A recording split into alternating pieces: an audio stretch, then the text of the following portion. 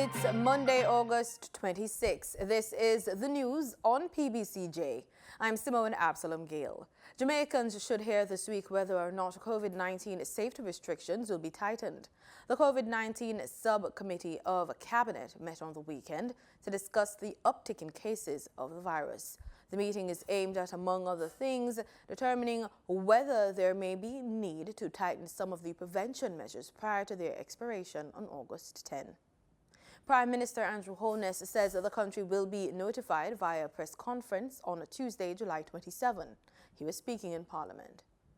The purpose of my presentation to this Honourable House today is not to announce any changes to the measures which currently are set to expire on August 10.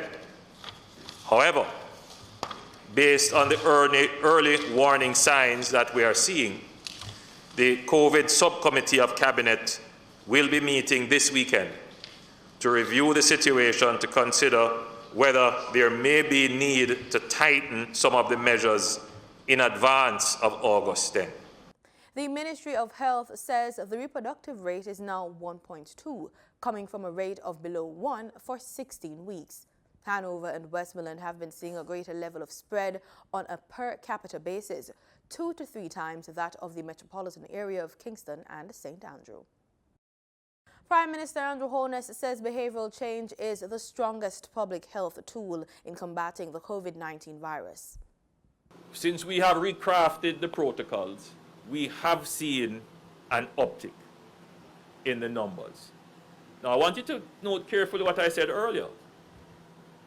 Activities that are properly regulated and where the leadership ensures that the protocols are followed, they do not have a problem. Where we have a problem is when persons do not observe the protocols, who hold the view that, sure, even if me get sick, me no need to go to hospital because me young and fit. So a lot of people have that view where, sure, I am vaccinated, so I don't need to follow any protocols. Not true. Sure, I can't bother wear the mask because it suffocate me. And the mask is hanging down one ear or under the chin.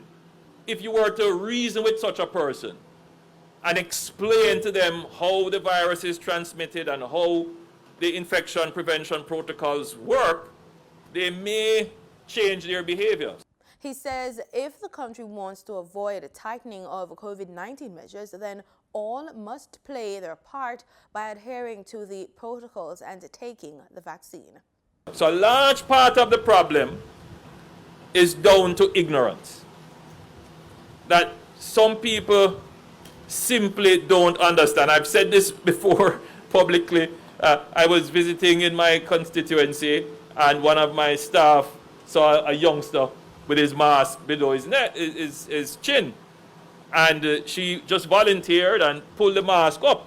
And the child's parents said, nobody in my picnic can't catch COVID. And so there are a lot of misconceptions. And we have to understand our population. Much of it, yes, is recalcitrance. They just want to disobey. But a large part of it is that possibly greater public education needs to happen to get our citizens to change the way how they behave during the pandemic. And it is that change in behavior that is the strongest public health tool in combating the virus. Mr. Holness was speaking at a recent opening of the IBX BPO facility in Portmore. The government is targeting a return to face-to-face classes in September if the COVID-19 numbers remain manageable. Schools have been disrupted since the first cases of COVID-19 in March last year, with only critical face-to-face classes for select students since then.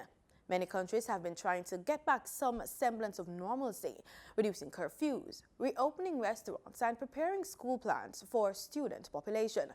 But the World Health Organization's Executive Director of Health Emergencies Program, Dr. Michael Ryan, gave some words of caution at a recent virtual sit-down. First of all, WHO always tries to balance the public health measures which may affect travel, and the need to keep and not to interfere with normal travel and normal trade. It's a balance you have to strike. Like everything, it's the same with the balance of opening schools or not opening schools, or opening workplace or not opening workplace. Everybody knows at this point there's no zero risk. Anything you do in this pandemic will either increase or decrease the risk. It rarely leaves it at zero. There's no particular pressure on the virus to become more severe. And in fact, most viruses, it's a bad thing because you don't want to kill your host, you want to reproduce and go on to the next host.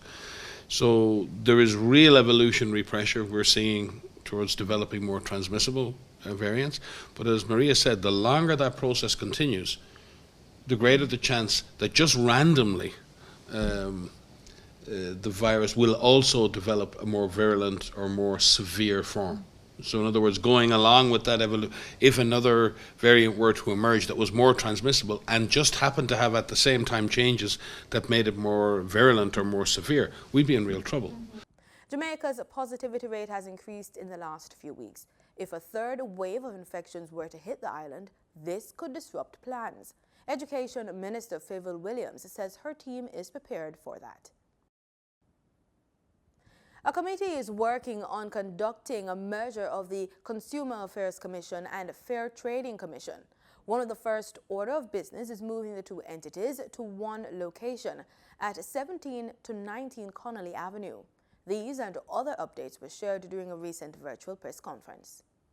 Chairman of the Consumer Affairs Commission, CAC, and the Fair Trading Commission, FTC, Donovan White, has disclosed that a 9-member merger transition committee is responsible for making recommendations to the board about the overall process and procedures regarding various aspects of the end-state organization.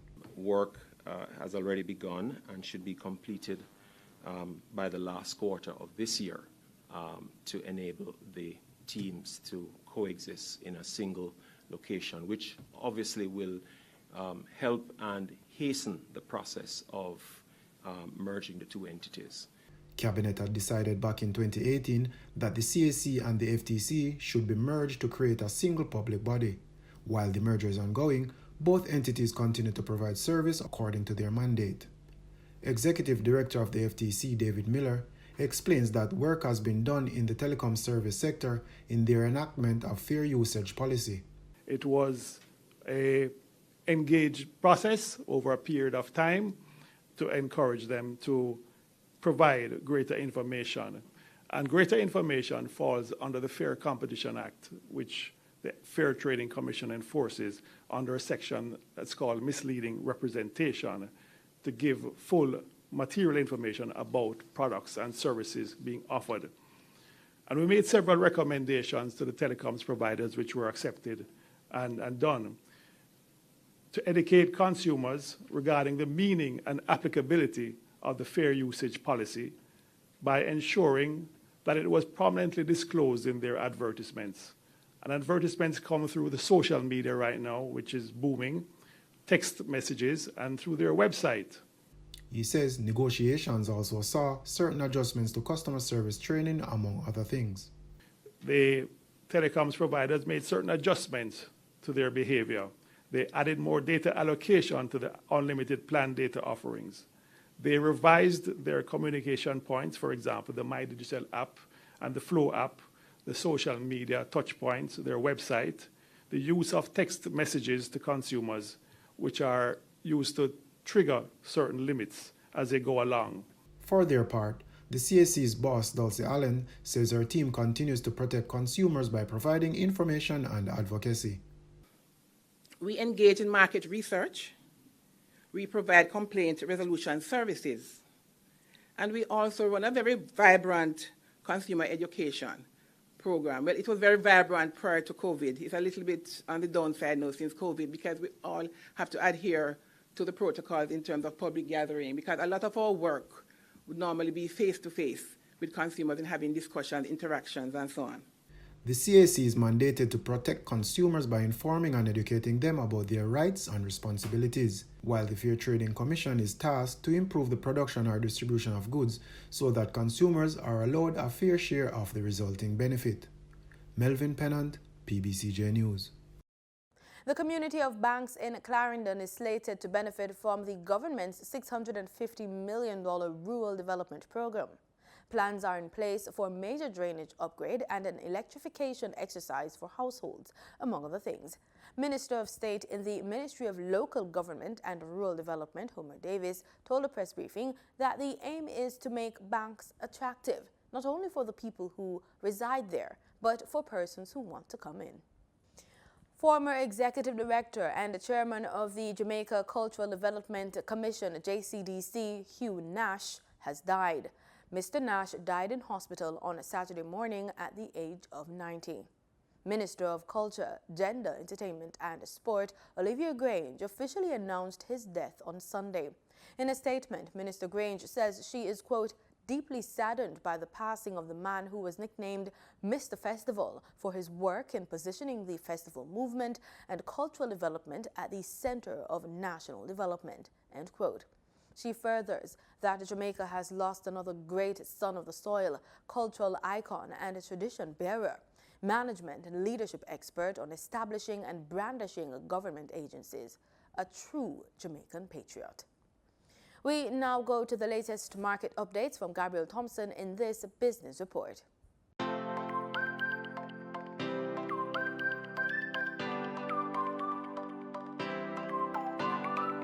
In Friday's trading session, the JSE Combined Index advanced by 287 points to close at over 422,000 units. Overall market activity resulted from trading in 88 stocks, of which 39 advanced, 40 declined, and 9 traded firm. The Junior Market Index advanced by 33 points to close at over 3,000 units. Stocks advanced for Barita Investments Limited, Caribbean Cement Company Limited, and Caribbean Cream Limited. Stocks declined for 138 Student Living Jamaica, 138 Student Living Variable Preference, and 1834 Investments Limited. Trading firm were Access Financial Services Limited, CAC 2000 9.5% preference shares, and Caribbean Flavors and Fragrances Limited. Cygnus Credit Investments Limited USD ordinary shares was the volume leader with over 7.4 million units, followed by Wigton Wind Farm Limited ordinary shares with over 5.3 million units, and Sagicor Select Funds Limited Financial with over 5 million units. In foreign exchange trading for Friday, July 23, the US dollar sold for an average $155.34. The Canadian dollar ended trading at $127.14. The pound sterling traded for $213.89, and the euro sold for an average $186.90. In market data for oil, prices fell $1 on Monday as concerns about fuel demand caused by the spread of COVID-19 variants as well as changes to import rules in China offset expectations of tight supplies through the rest of the year. Brent crude futures lost 0.38 points to settle at $73.72 a barrel. West Texas Intermediate crude slid 0.47 points to $71.60 a barrel. And that's it for the Monday edition of the Business Report Inside the News on PBCJ. I'm Gabrielle Thompson. Pleasant viewing.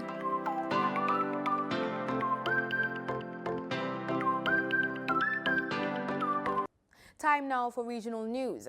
If you're willing to be vaccinated in Chaguanas, the Supermarket Association of Trinidad and Tobago's mass vaccination site has a vial for you. Speaking at the mass vaccination site on a Sunday, the association's president, Rajiv Dipti, said all are welcomed. Mahalia Joseph Wharton has more. President of the Supermarket Association of Trinidad and Tobago, Rajiv Dipti, said the association wants to continue to assist the government in its vaccination drive. We have done everyone.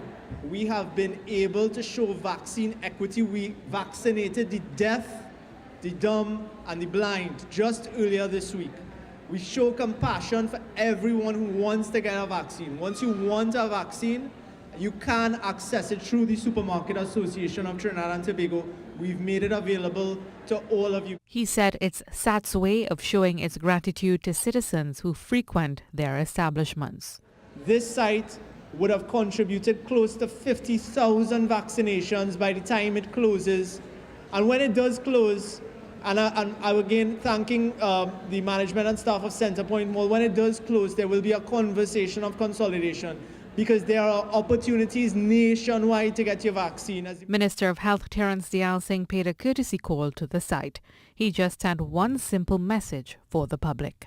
Get vaccinated and get vaccinated now. He said the government cannot do it alone as he spoke about the success of the ministry's first public-private partnership vaccination drive with the association. He said there will be many benefits for those who take the vaccine. Take it because it will save your life. It will help you put food on the table, pay your rent. It will help Trinidad and Tobago go back to normal. The minister said the statistics should encourage those who haven't received their jab. How many more must die when we have a solution? He stressed that the only way out of the pandemic is to get vaccinated. Mahalia Joseph Wharton, TTT News. Amid a robust public discussion on the issue of vaccination in Barbados, the chief medical officer disclosed that while some fully vaccinated persons have tested positive for COVID-19, they haven't been sickened. Barbados Today takes a look at the top health officials' comments in this report. Speaking on Sunday's Down to Brass Stats, Dr. Kenneth George says, so far there have been 10 reported such cases, 6 imported and 4 local cases. We have had 10 such cases, of which 5 have been imported, 5 or 6 have been imported cases with persons doubly vaccinated and against Pfizer and persons with the Johnson & Johnson vaccine. We have also had 4 cases in Barbados of persons who have had complete vaccination with AstraZeneca. What I can tell the group is that in every case, all those persons have been managed at Harrison's Point. None of those persons are in ICU. None of those individuals are on oxygen. None of those individuals are on CPAP. Were they asymptomatic? Yes. So they are in what we would say tertiary. So tertiary means persons who need the least form of clinical support. There's secondary, which is a step up from tertiary, and then primary, which is the ICU type facilities. Just 27.3% of the population is now fully vaccinated, and Dr. George says much more people need to come forward to get the jab because it will significantly reduce the adverse effects of COVID-19. Based on those small numbers, what we are seeing is that, yes, breakthrough infections are possible. We had always told the public of Barbados this, but the likelihood of death, particularly with persons with NCDs, is strong. The likelihood of death, you're unlikely to have an adverse outcome. And therefore, and from the little information from those cases we have had, indicates that persons are coming in more occupying certainly the asymptomatic type infections. So as medical officer, my function is to make sure that we manage this situation. There have been much media coverage of the recent protests that took place in Cuba on July 11. Most of these reports have been from media outlets outside that country. Today, we look at reports generated within the island itself. Some Cubans are alleging that the so-called protests are part of a well-orchestrated plan from abroad known as soft blow, and is the latest of a reported non-conventional war manual, which is allegedly classified as such by parties in the USA. The report framework of soft blow is allegedly built on social media platforms. The following story comes from a Cuban-based journalist, Richard Richards. The Cuban people demanding their freedom from an authoritarian regime. Hay muchos países con problemas en América Latina, en el Caribe. No es solo el caso de Cuba. Sin embargo, llama la atención que ha habido un despliegue informativo inusual, desde luego promovido por quienes no están de acuerdo con las políticas del gobierno de Cuba.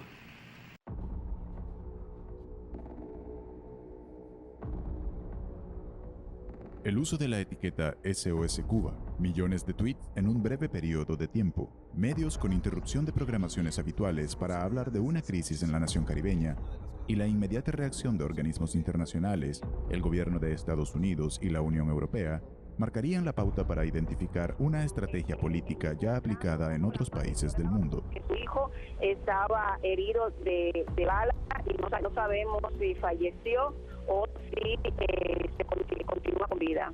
El COVID está arrasando. Tienen hambre, no hay médicos, no hay vacuna y no hay medicinas. En el pueblo de Batabanó acaban de matar a mi sobrino, sacándole los dientes, le tiraron los perros, le dieron golpes 7 o 8 boinas negras.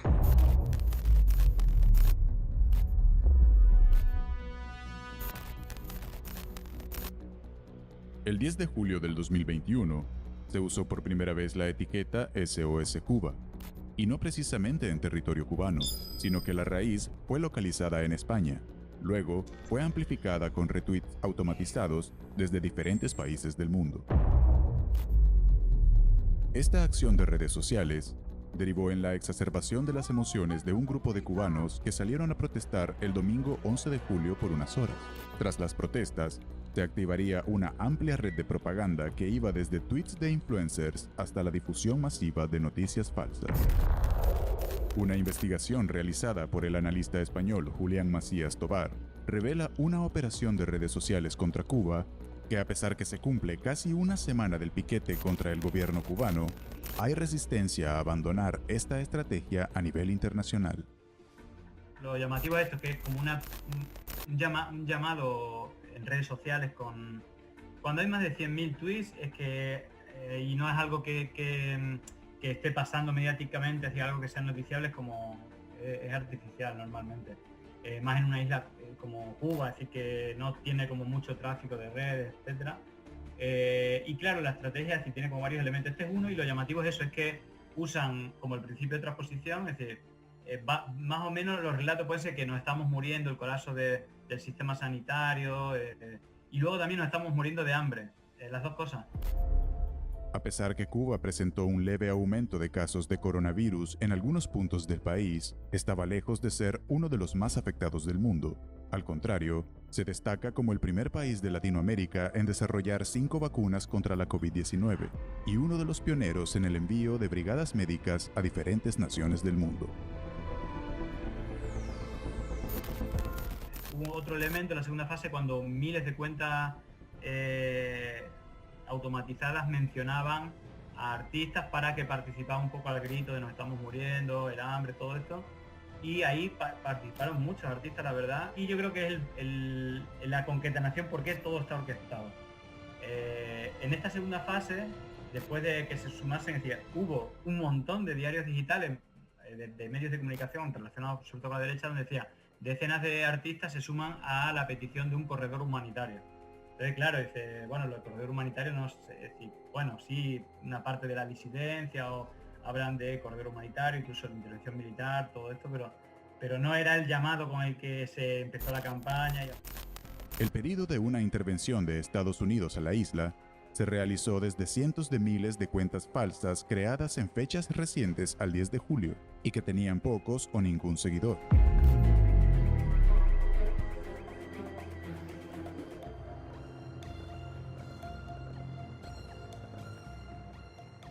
El gobierno cubano, sobre los hechos de un llamado a un corredor humanitario, expresó que aceptaban la solidaridad internacional, pero no un corredor humanitario. Lanzó la campaña en Twitter de intervención humanitaria a Cuba. Todo el planeta sabe qué cosa es una intervención humanitaria.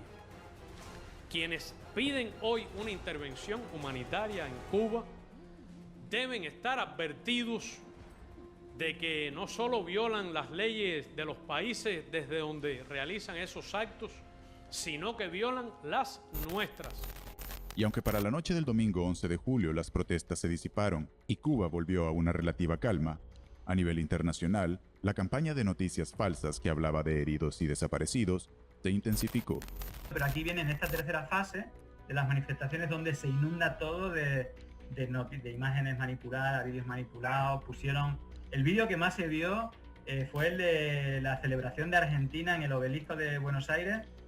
Hubo centenares de cuentas con miles de retweets diciendo el pueblo de Cuba ya está, y se veía ahí el obelisco iluminado, pantalla gigante de Buenos Aires que no existe en Cuba, así como muy surrealistas, imágenes del 2011 de Egipto, de la primavera árabe, diciendo que el malecón de Cuba estaba lleno. La misma noche del 11 de julio, el presidente de Cuba, Miguel Díaz-Canel, denunciaba ante la población cubana y la comunidad internacional un intento de desestabilizar a la nación mediante la estrategia de golpe blando. Estamos observando que en las últimas semanas se incrementó la campaña en redes sociales contra la revolución cubana, planteando un grupo de matriz, porque esa es la manera en que se monta a tratar de crear disconformidad, insatisfacción, que llega a la protesta a partir de manipular las emociones y los sentimientos en redes sociales de las problemáticas que tiene la población. A la fecha, los medios de comunicación vinculados a gobiernos y agencias de Estados Unidos continúan publicando videos falsos para dar la sensación de que continúan las protestas en la isla,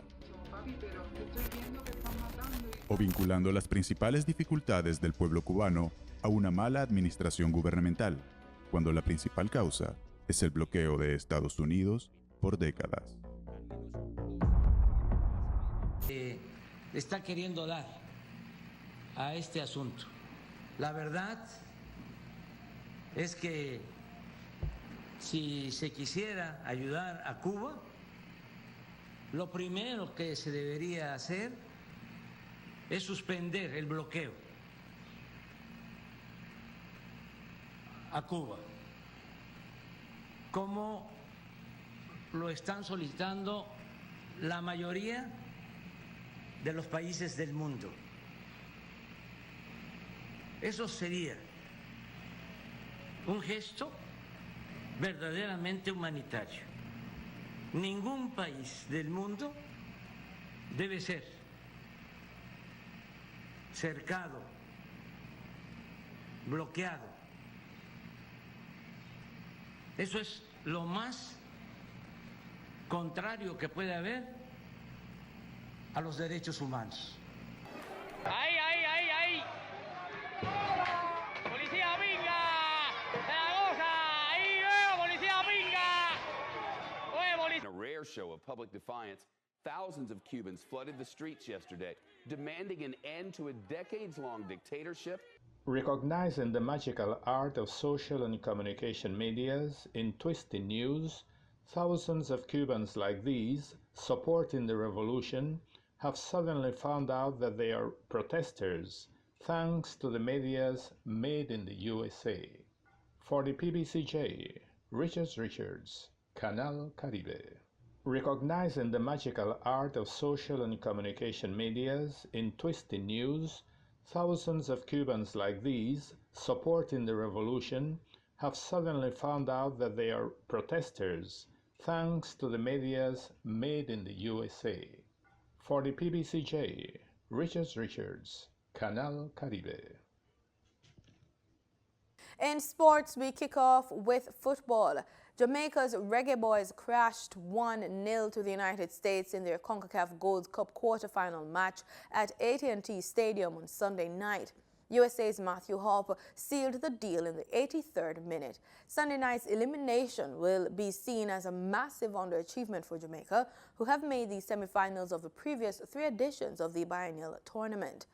In the curtain raiser, Canada blanked Costa Rica 2-0 to advance to the semifinals, where they will face Mexico in Austin on Thursday. The USA will face guest team Qatar in the other semifinal matchup. And that's our package. Join us tomorrow, same time, same place for more news right here on PBCJ, the People's Station.